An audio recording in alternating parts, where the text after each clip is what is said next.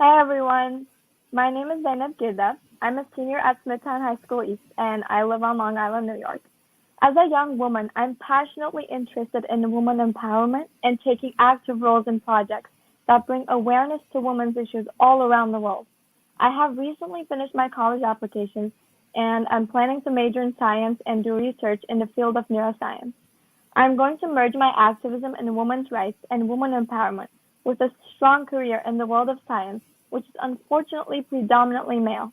In this regard, I'm confident enough to fulfill my dreams and also get motivated by role models who are showing us what women can do, as we will see in a very short while in this program. Hi guys, I'm Nihal. I'm a junior at Hunter College in New York City, and I study English and sociology. And in my classes, I observe the different structures of society. And like Zainab, I, as a woman, am logically someone who's generally interested in how women have become normalized to be thought of as the inferior in our societies throughout history. And we are now transforming these norms as a society. Today, we will have two very inspirational women in our stream. They will share insight on how our professional lives were shaped as women in their respective fields. So, without diving too deep about the context of today's program, I wanted to talk a little bit about what Youth Island is. We exist to bring out the full potential in New York's youth by initiating volunteer activities that personally and physically develop ourselves. We have students from middle school, high school, and university who have the opportunities of developing themselves intellectually through mentorship programs, youth camps, overseas projects to help those in third world countries. Youth Island overall is a great organization led by the young men and women of New York who aim to all provide our youth with opportunities and different experiences outside the school environment. As another Youth Island member, I also take part in projects that aim to bring awareness to the issues in our daily lives. To achieve this goal, the other Youth Island members and I have started a YouTube channel named Youth Island New York, and in our videos we talk about the problems faced all over the world, such as racism, hunger, and human rights violations, and suggest ways to solve them. Today, as you guys all know, tomorrow is Women's International Women's Day. And for today's program, our goal is to celebrate women's rights by shedding light on the real problems us women face every day and how we overcome it. So our first speaker, Seniha İpekçi. Welcome, Seniha. Hello. She is a senior research associate at TELUS Bioscience, a startup that engineers protein therapeutics.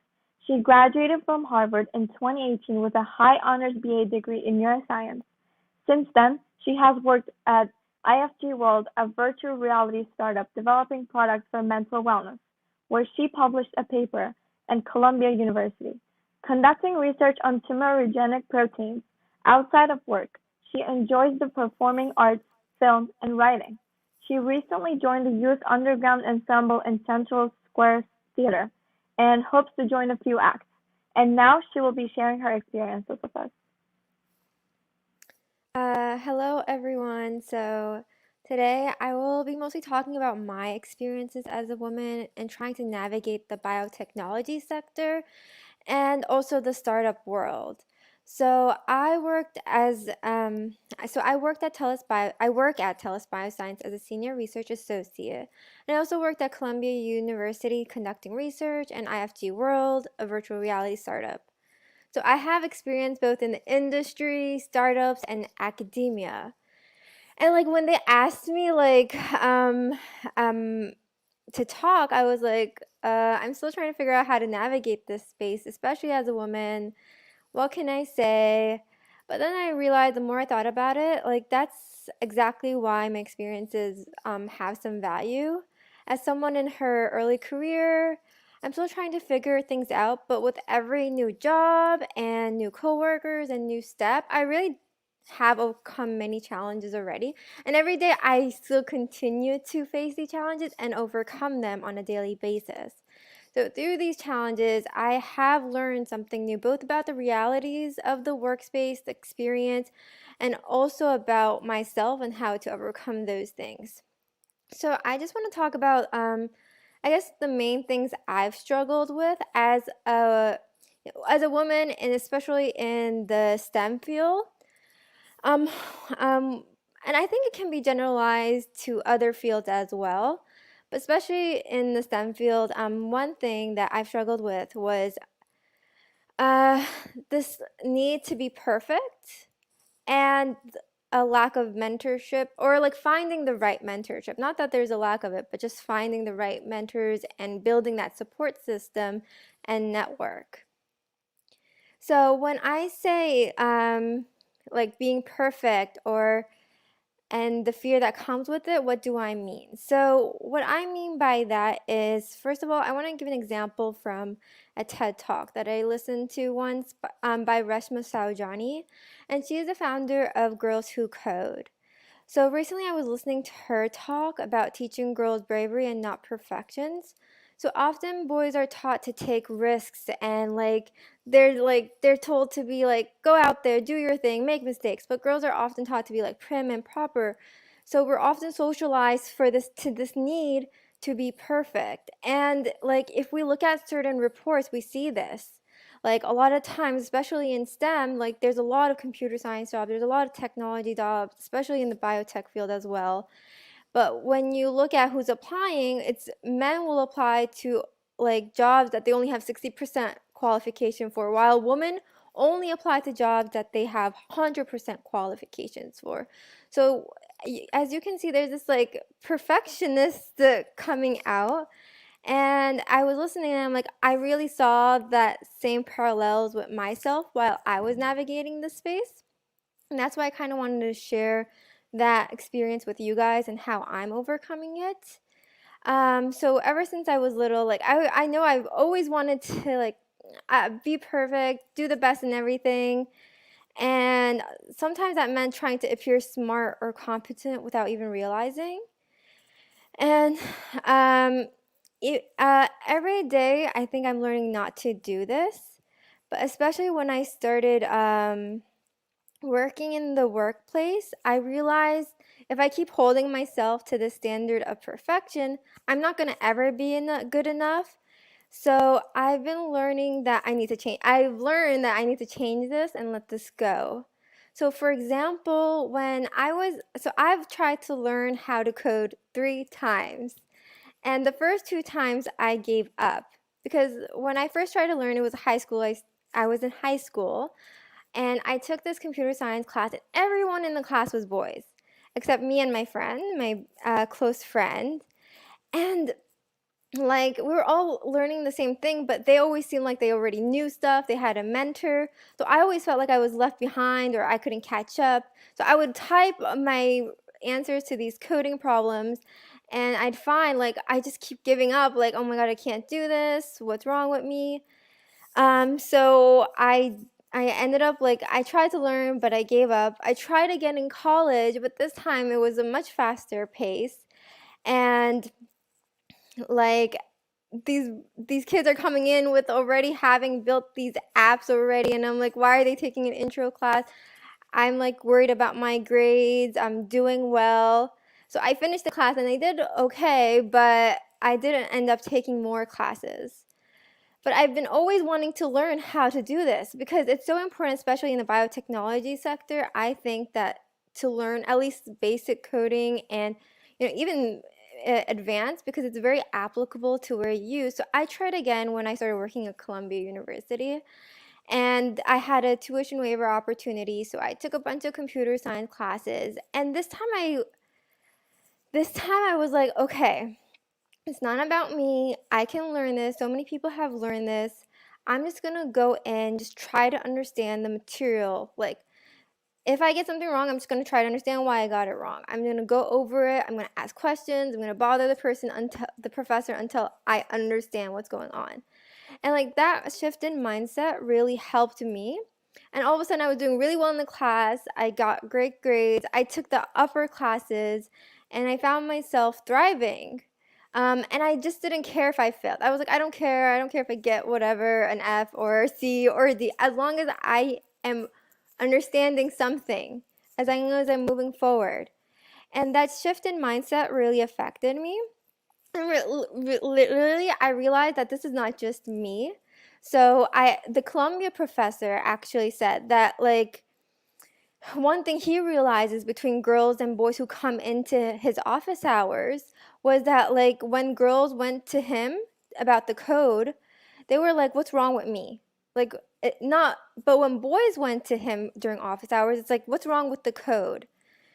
So that was the main thing that he saw. So um, what I'm trying to say is that it's not us, it's like the way we're approaching problems and that shift in mindset can really help us thrive.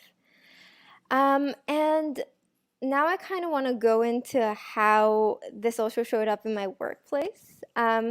So for example, I've worked in research and in industry, and a lot of my coworkers have been male, and especially in leadership too. Like a lot of my professors have been men. A lot of these, I mean, there are female professors obviously, but mine tended to have been mostly men.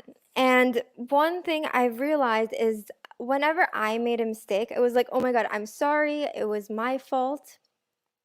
I felt like it was my fault and the whole world was falling apart.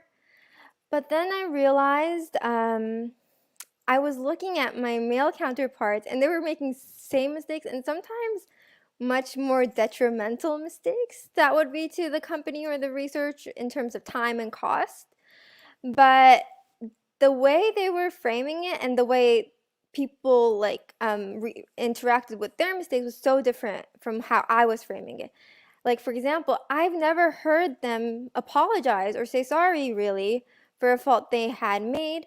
Rather, they had reframed the problem as their mistake was an opportunity for the company to get better, for it to improve, and it was a problem to be solved, and they'd come up with all these solutions and how it was going to make our system even better.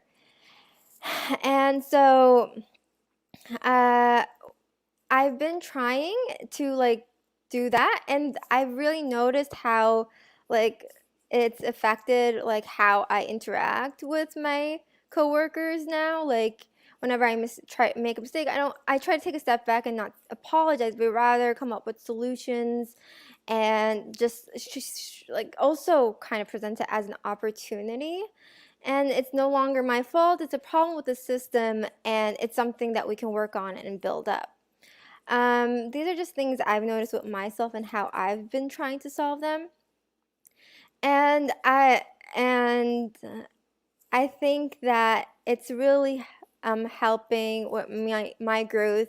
I think I'm getting a more important position. People care about my opinion when you come up with these solutions, and it helps you thrive in the workspace. So I guess my main point is be comfortable with your mistakes, because honestly they are like they're like your weapon, or they're your tool to strive. You can leverage your mistakes to, build success and to change things and grow. So they're not mistakes, but rather opportunities for you to grow. And I think that it's very important that we stop trying to be perfect and just get comfortable with these mistakes. And for example, with the computer science, I wanted to mention this, but I didn't get to, so I'm going to bring it back up. But now that I really understood it, like what I'm doing, I'm just like in my new job, I with just a few computer science classes and just having that confidence to make mistakes now, I am like I'm coding. This is for our devices. I am, helping use the code I learned to like analyze our results in our research. So, and it's giving me that confidence. So I think that it's very important to be comfortable with your mistakes and own up to them. So overall, I know I'm not the only girl who does this. I know a lot of girls have this problem. So bringing it back to Rashma Saujani, she was saying, so she formed the Girls Who Code, and she was saying she experienced similar things. So for example, when she first started Girls Who Code, which is a company to help young girls learn how to code. And a lot of these girls were typing up these problems, and then they would erase it, and then they type it up again, and then the teacher would come and it would look like it's an empty page, like they didn't do anything. But then when they pressed the undo button, they would see, oh, okay, like they were so close to the answer, but they kept erasing it. And so it wasn't really that they didn't know, it was just that they didn't feel that was the perfect answer. And a lot of these girls are now like producing apps for like creating menstruation awareness or building an image analysis tool to identify cancer. So these girls are thriving in this space. They can thrive in this space, and they're doing great things. And if they weren't there, these things wouldn't be happening right now. So it's very important that we get comfortable with our mistakes, and we're there. We're showing up, and we're doing the things we want to do and following those dreams. So overall, I just want to say that, get comfortable with being imperfect, to make mistakes, to leverage that to your benefit, because you're going to build amazing things and great things. And it's important that as like other women and also boys, for us to be there rooting for each other every day and telling each other that it's okay to make mistakes and you're going to do it. You're gonna do those amazing things. So that's my speech for today. Thank you guys for listening. Thank you so much, Sonia, for your significant remarks. The experiences you have shared and the hardships you have overcome gives us strength to go forward with our own goals. I personally thank you so much for sharing them. And now let's move on with our video. Every day is a great day to celebrate the amazing woman in your life.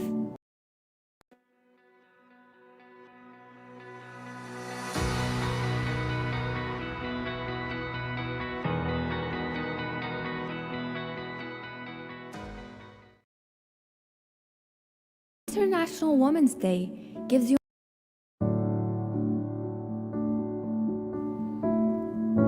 Every day is a great day to celebrate the amazing woman in your life. But International Women's Day gives you an extra reason to do just that. Celebrated every year on March 8th, the holiday encourages all people to actively choose to celebrate women's achievements and raise awareness about women's equality. When people say struggles that women go through, what are some of the top problems that come to mind?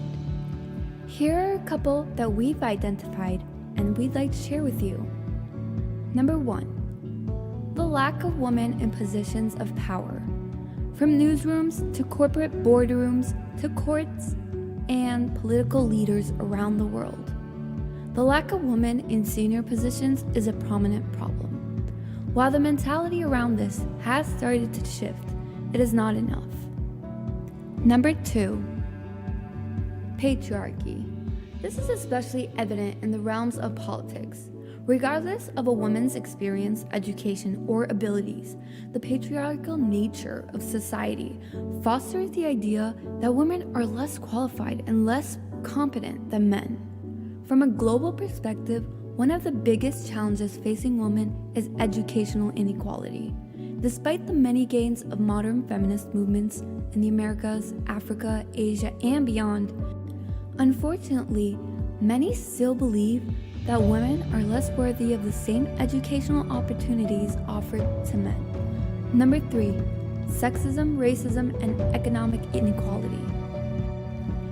The combination of these three may seem too broad of an answer, but it pretty much covers it on both a domestic and global front. All of the individual challenges we may be tempted to rank are symbolic of these massive, systematic power imbalances. Mothers and fathers, whether in South Sudan or the south side of Chicago, are doing their part to demand quality education for their daughters. It's up to women leaders and advocates, including the newly minded congressional leaders, many of whom benefit from past collective effort and stand upon the shoulders of so many, to push and hold wide open the doors of opportunity. Moving on from there, Since we've identified the main problems women are facing today, we can now move on to our role models of 2021. Before moving on, a quick reminder. Our explanations were very broad and general, but when you look around you and at the companies around you, this can be seen evidently. Moving forward, here are our top role models of 2021. Kamala Harris, Vice President of the United States of America. Harris became the Vice President of the United States. She was elected after a lifetime of public service, having been elected District Attorney of San Francisco, California, Attorney General, and the United States Senator. She is the first woman, first Black American, and the first South Asian American to be elected Vice President, as was the case with other offices that she had held. She is, however, determined not to be last. Aurora James, founder of Brother Bailey's and 15% Pledge. James has always been dedicated to community. After George Floyd was murdered in May 2020, James felt a profound sense of disappointment in another community she loved. She launched the 15% Pledge, which was basically asking retailers to dedicate 15% of their shelf space to Black-owned brands. Okonjo Iweala, a global economist. She once said investing in women is smart economics, and investing in girls, catching them upstream, is even smarter economics. She was recently appointed the role of Director General of the World Trade Organization. Her appointment was blocked by the Trump administration, but she is now the first woman and the first African to lead the WTO. Alexandria Ocasio-Cortez, a U.S. representative for New York, the youngest woman ever elected to Congress. She consistently stands out because she's outspoken. Since 2018, she has never stepped back from her progressive policies. Özlem Türeci, Chief Medical Officer of BioNTech.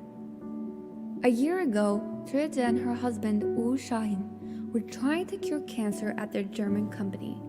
12 months later, the couple pivoted 600 of their employees to work on a COVID-19 vaccine 2 months before the World Health Organization had even declared a pandemic. She developed a vaccine that is 95% effective within 11 months. These are just a few amazing women that we've listed here, but there are millions around the world. Happy International Women's Day.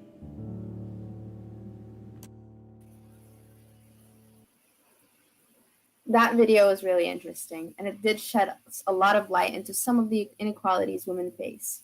I especially found the three problems that the video listed most interesting and most informational. The first issue is, I'm just going to briefly review. The first issue that was listed is the lack of female role models who are in higher positions, and that is a serious issue that we face. But today, I'm lucky enough to introduce Ms. Hafsa Girdap as a role model figure for all the viewers today. Hello, welcome. Hi, thank you. Thank you for having me. Thank you for being here. Ms. Hafsa Girdap is currently working on her PhD in Women and Gender Studies at Stony Brook University in New York, and her research area is human and women rights, focused particularly in a Muslim context. She focuses on the integration and adaptation of Muslim immigrant women along the issues of cultural identity crises that they face. She's also a founding member of Set Them Free platform, who focuses on the women's rights violated, particularly in Turkey. She's also a volunteer in different human rights organizations, such as Amnesty International and Human Rights Watch. She has also given Sufism and Women's Rights are Human Rights courses at Emory University. She has also given speeches at several conferences, such as UNGA, UNCSW, and the World Affairs Council Peace Conference about ongoing human rights violations at Turkey, mostly focusing on the women's experiences that are enforced. As having a personal motto in life, she has a personal motto, and it's called "Let Dreams Lead You," and that's really inspirational, really good motto. And she runs towards her ideals wherever and whenever possible. And another aspect of her is the love of meeting new people from different parts of the world with different cultural backgrounds. She currently is running an online global book club on Instagram, where she also makes live stream interviews concerning women and youth empowerment. Miss Hafsa, with her two daughters and her husband, is currently in New York, Long Island, and she is here with us today to talk about her experiences as a woman. Thank you so much. Yeah, thank you. Thank you for having me. So first of all, let me start with by saying how I am impressed with the video that you showed just a few minutes ago, because I'm gonna focus on the experiences of immigrant women. So it was, very relative in this sense. So I'm Hafsa Girdap, as you mentioned. I was a teacher, an English teacher and international programs coordinator in Turkey, and have been living in the United States since July 2016. First and foremost, I'm very happy and honored to be here with you. As an activist working in human rights and especially women's rights organizations and platforms, and also as a scholar concentrating on immigrants, women's experiences and empowerment, today I will touch on the issue of being a woman in the context of conflicts, wars, with a particular focus on Turkey case and standing up again, after all, and ultimately the concept of empowerment of immigrant women. Women's issues and women's rights have always been controversial in terms of their dynamics in specific contexts, as well as in the universal arena.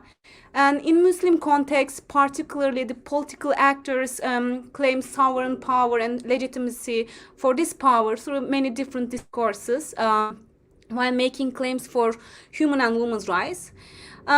Increased violence against women during and after conflicts is clearly revealed in a report that was issued by former Secretary General Kofi Annan to the United Nations Security Council. Annan states that women and children are disproportionately targeted in contemporary armed conflicts and constitute the majority of all victims. In other words, most vulnerable victims of wars and conflicts are women. They are used as proxies, assaulted, oppressed, and discriminated. And when it comes to Turkey case, a reality of cruel violations of women's basic rights is encountered widely. I have to say that women's rights have never been truly enjoyed in Turkey. Moreover, women have always been subjugated, discriminated, and oppressed by the social, institutional, and structural actors predominantly. And the laws are not properly implemented to protect women or to recognize their rights.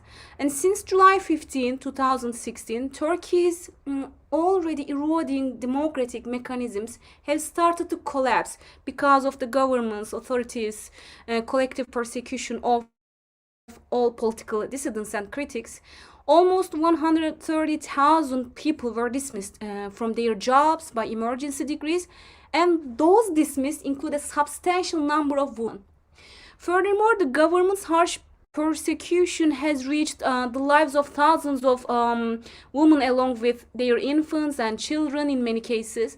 And the current administration uses arbitrary arrests and lengthy pretrial detentions to imprison courageous women who have opposed oppression in their own capacity.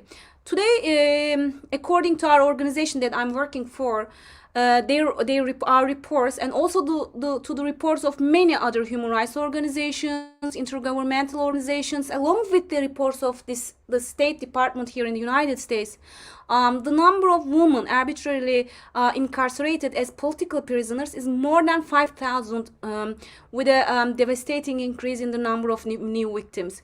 And among those persecuted are more than 700 mothers who have been imprisoned with their infants and numerous others who have been violently separated from their children.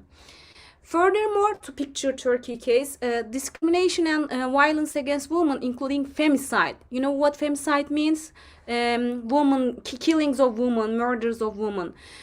Femicide cases have risen drastically. In 2012, we were, holding a protest against these women's rights violations yesterday in Manhattan, and in the press release we touched on these issues as well. In 2012, 300 women were killed. It's a huge number, guys. And there is a platform, a women's rights platform called We Will Stop Femicide organization based in Turkey. They stated in their 2012 report that the year of 2012 ended with an extraordinary period, that with the prevalent coronavirus pandemic across the world and Turkey. And on top of all aforesaid political conflict, which is extremely impactful on women, domestic violence has desperately increased. Furthermore, Turkey's government, or I should say Turkey's staggering authoritarian regime, let the conflicting atmosphere and misogynists and opponents of equality open up the Istanbul Convention. It's a convention, international convention, which should be, recognizing and protecting women's rights or gender equality. They open up the Istanbul Convention for discussion through a so-called religious discourse, and the attacks to the convention have increased again, and according to this, We Will Stop Femicide report. Now, this is the case, that I have pictured what the case is. Now, I would like to shed a light on what can be done part. First of all, let me remind you that women who have been facing discrimination, violence, and such for persecution have mostly chosen the way to flee Turkey, to leave Turkey, to leave the country, which means that this is enforced migration. And now I'm gonna focus on the immigrant women who fled Turkey, who left Turkey. Being aware of most significant barriers or challenges, prioritizing actions and following a process accordingly is a very important initial step to proceed in terms of motivating, empowering immigrant women. As far as I observe within both my activism and academic work, the basic need for immigrant women is the idea of move on.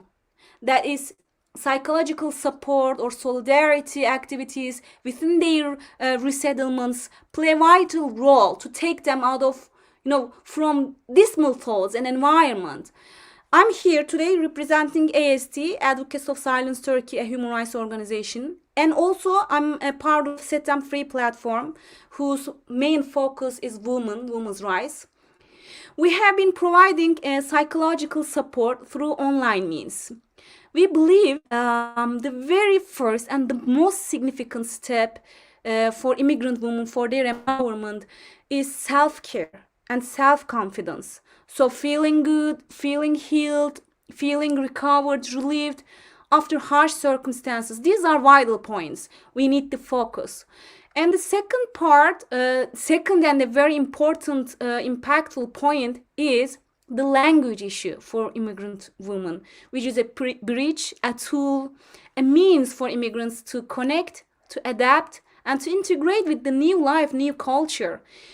In these terms, I encourage everyone to utilize each and every opportunity to learn, to improve.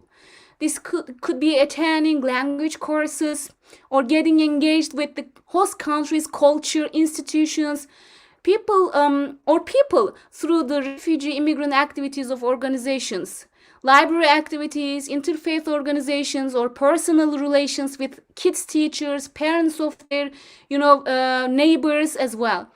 To do so without hesitation, without shyness, without fear, newcomers, immigrants support each other. A friend can be more active, for example, more brave, so she should encourage the others, and direct them to the right path, maybe based on their needs.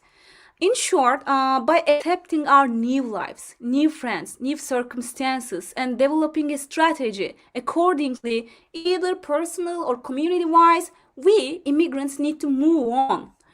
And another matter I want to discuss regarding the findings in my research is the question of identity.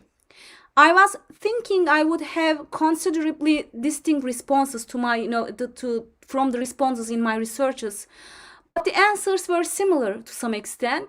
The very common point as an answer is that the participants, the respondents in my, interview researches, they feel disappointed by the Turkish state and the society, yet they prefer to explain themselves as my, identity term, good people, global citizens, exiled people, academics, journalists, whatever their, occupations are, or Muslim women, or Democrats, or successfully integrated to the common ground of the new culture they are currently living in. These are some, examples from their answers that they identify themselves. That's actually what I mean by moving on. Immigrant women are the backbone of a diverse society, diverse culture. As you may know, diversity in social spheres, in institutions, educational or different institutions, in workforce, in academia, in sciences, is highly important. And among the most important aspects of diversity is gender and races. So immigrant women play a vital role in all these fields, as I mentioned earlier. So that brings us back to the empowerment of women, immigrant women. And the main focus point in my activism work and academic studies, what I do along with my colleagues in those platforms I mentioned earlier, I am engaged. Our main focus is to generate projects for youth and women initiations, or organize events such as panels, conferences, online series for training youth and women about their potentials, and provide platforms, opportunities to utilize these potentials. Of course, there are many other dynamics in the lives of immigrants and refugees, but I guess I had better finish here to leave this discussion to maybe future sessions. My closing remark would be that don't hesitate. Reach out to us, others, our organizations, platforms, individuals like us for asking support and guidance, or solidarity, or unity. Reach out to friends.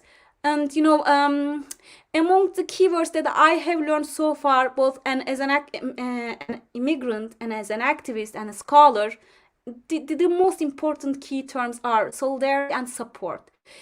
So thank you for listening. Thank you for listening. Thank you for having me.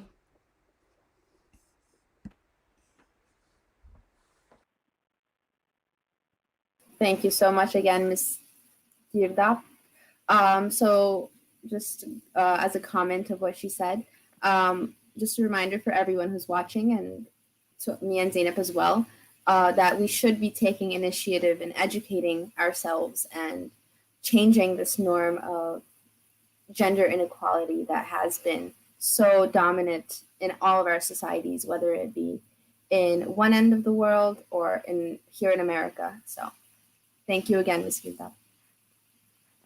We hope today's program will let you feel empowered, encouraged, and motivated to also take action in this matter, and more importantly, have hopes for an equal, just, and fair world. Thank you so much. Thank you all for joining.